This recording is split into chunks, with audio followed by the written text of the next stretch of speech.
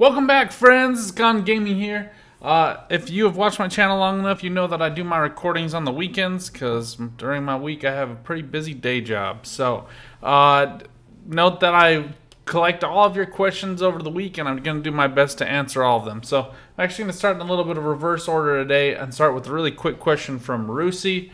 Rusi had posted onto my Give All Your Gear to Your Main video that, quote, while I agree that putting all resources into your main is a sensible option for free-to-play, and especially people who want to balance this game with an actual life, great comment, I'm curious how you plan to handle continuing to level your alts. Don't you think they'll need at least 3-star gear to get to 110? To level 110, that is, I'm guessing. Personally, I'm letting my alts keep the costumes they earn, which means my main is maybe not quite as powerful as she could be, but I feel like it will be more important in the long term to be able to keep all my alts max leveled. Curious what you think about the trade-offs there. So there's a lot to unpack in this one. So let's start with what I had recommended before. So just to be clear, what I recommended before is giving all of the earned costumes to your main. That way your main could get their costumes leveled up as quickly as possible. And, just also to clarify a little bit about my channel, since I gave a little chat-worthy note at the beginning about when I do my recordings, I am 100% free to play until Google gives me money and helps me pay off my student loans. I'll take some of that money that I get when I hit 1,000 subscribers. Many thanks to all of you who have already subbed. For those of you who haven't, please feel free to do so. I'd really appreciate it. But until that point, until this is kind of a self-sustaining channel, even though I have some spare money, I'm intentionally not spending. Now, I know other content creators went free to play for like 1 or 2 weeks, especially before global launch, but they've turned in the towel on that one and are now spending at a minimum a couple $100. I don't think there are very many other free to play content creators in top end guilds or alliances like myself. So I really am approaching this from I have real life. I have to balance that. I'm trying to min max really on the ultimate scale of things, right? Where I'm very much on the outside. You note that I don't always have time to get on during Dark Zone double points. It's a point of contention with my alliance. I'm really working towards it. My work has just been crazy nuts, and on weekends is really the only time I've done that. So, and I had started. It's the one thing that annoys me. Dark Zone is not shared between characters like your character leveling is, or the squad leveling is. So if I level any other character up to level 100, I go talk to Hank Pym. He gives me 5 Omega cards, or I think it's 4 Omega cards for leveling my squad rank beyond the 55 required to complete the main story mission up to level 100. Dark Zone, you do have to do 10,000 points with each of your characters. And I'm still grinding that. So, this is just like a showcase of I have limited time. I'm not spending any money, and I'm really trying to experience the game under those two constraints. Because if we're being honest with each other, that's where most of the player base is going to be. And I really want to understand where other people are coming from very personally and understand your frustrations. So all of that is to answer this fairly simple question of, do you let your other alts keep their gear? And this comes back to something that I've talked about in prior videos, which is go into your character and you really need to look at a couple of things. Number one, if your main has 5-star costumes, which again, you should not be trying to level regional gear, the set bonuses for some of the non-regional gear sets are just too good. And you can see here from the time of my last making a video of these videos, I got a triple stack crit damage roll onto my head. My armor wasn't the best, so I did get double crit rate with crit damage. Guard damage is pretty trash for Black Widow, so I'm going to be continuing to try to farm this one up. I got double dodge rate on my gun. Crit damage decrease is fine. Status effect resistance is fine. Not great, but they're fine. And then double ultimate gauge recovery on my boots. So all 3 of these pieces could still use some work, but this is pretty much as God roll gets for Black Widow. Attack is still an alpha stat, so still worth it.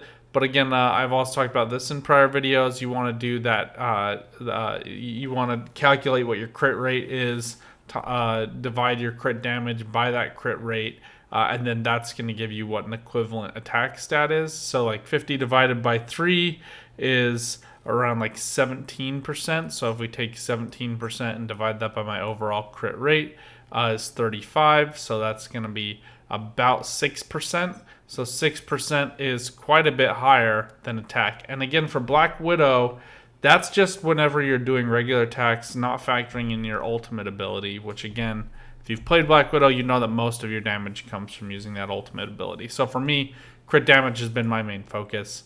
And until I can max cap my Black Widow's crit damage at 350%, right now I'm actually capped at 320, so that's why it's like stuck right here.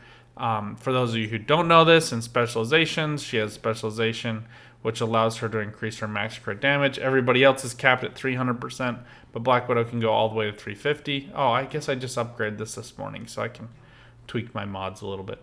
But I want her all the way to 350% crit damage. I'm going to be continuing to try to re-roll the chest piece in order to get that. You'll see, as you noted here, we only had 1 crit damage, and the crit rate isn't enough to kind of counterbalance that, in my opinion. So we're going to be re-rolling for the chest piece, and hopefully we get that. Whew, that was a lot of talking, a lot of roundabout way of saying, but if I was really concerned about leveling alts, and candidly, I'm just really not. I don't, it's not a big concern for me. You'll note that like Star-Lord is still my only level 100. I'm still slowly leveling Captain America. I have probably about 1 to 2 hours that I play this game every day, and leveling alts takes a lot of time. Like, we can go do this kind of passively on the side. I have not gotten the set bonus that I want for Captain America, so continuing to invest in his armor feels a little bit monotonous to me and just a little bit lackluster. But what you can do later on, you will note this on the Most Wanted, I've completed these 5 on my Black Widow, so I can just come in here, and since I have my 5-star armor piece, I'm going to come in and grab those for my Captain America, and then we're going to come into inventory and open up these boxes. And these are now much more transferable as well, so that also works out nicely for us. I think World War II is the one we want, Sentinel of Liberty. So let's see if we even have like a 2-piece set. I've been struggling to even get that. Captain America farming has been not the most fun. But another point I want to make here too is you can transfer your battle badges and your mega cards from your main to your alts, and those are going to be enough stats that you're going to be able to get through most of the content. And then all of the bonuses that we've already covered before, from title, potential is also going to be pretty easy to get onto your alts. You shouldn't have spent that going up till now just because you didn't need it to get through most of these levels. Like, most of this stuff is pretty low, and I can contribute some much higher. For all of my 5-star Omega cards, again, with all of which I've gotten from free-to-play because I keep channeling all of this stuff to my main, and then I can just transfer all of those pieces from my main to my alts except for armor. But I do think that like 3-star is probably a good metric. I would say 4-star is probably what I think is necessary to beat Dormammu. Dormammu does hit pretty hard, but if you take all the potions, he's fairly easy to beat. I beat him with a 500k Black Widow in like a minute and a half. It really was not a long fight. It was easier than a blitz. I did lose my first time because I forgot to take my HP enhancer, and he does have some unavoidable attacks that will like follow you around that are super obnoxious. So anyway, I think I did like, these are all Secret Empire pieces actually. Just I got desperate, but we really want World War II. I think this is World War II, but this is U.S. Agent, so we still need a chest piece. Oh my gosh, I don't know. I'm clicking on those. I know those aren't it. Lots of Civil War helmets. I don't think we got any World War II ones. So anyway, but the long story short is make sure to do the Most Wanteds on your highest leveled character. That's going to give you the best drops, especially if you're over level 100. You're going to be able to farm the ones in the in the dark dimension or whatever it's called, dark domain.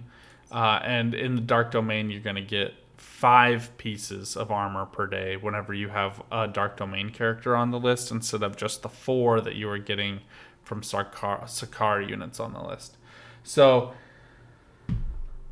sorry for the super long answer here, Rusi, but I think that hopefully breaks it down for you. I think I agree with your perspective. It just kind of comes down to how much time you have and how important leveling alts is to you, and how far you really actually want to take alts. As one last side note here, my main is still level 103. The grind to get to 105 is a massive slog. Anybody who tells you otherwise is selling you something. Spending an hour farming ads in Dark Zone is not my idea of fun. It's a grind, it's a slog, it's not that enjoyable. I really wish that there was some alternative content. Notably, I wish that running blitzes gave you more XP. I wish that running spec ops and raids gave you more XP. I ran all of that stuff, killed 7 most wanted targets, and went up by like 3% in experience today. It's just not my idea of fun. But you'll get there. And so anyway, my point being in all of this, we've already had level 110 out for like 4 days now. I'm still behind.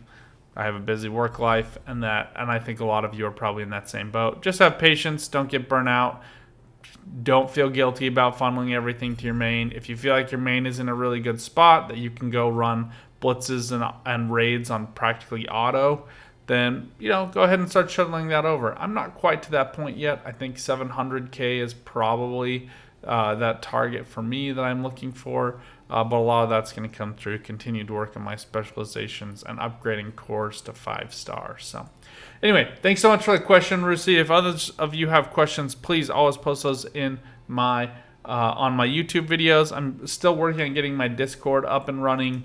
I have one for my Gwent channel. We're just trying to finish getting all the bot integrations going. And again, I only have so much time during the weekends. So that's also when my wife, who runs her own business, does most of her work. So I have to do this in very short increments. But appreciate all you guys hanging around, all of your wonderful thoughts. Even if you strongly disagree with me, I really do genuinely appreciate it. Looking forward to chatting with all of you soon. Until next time, good luck out there. Have some fun. Keep on gaming. Bye for now.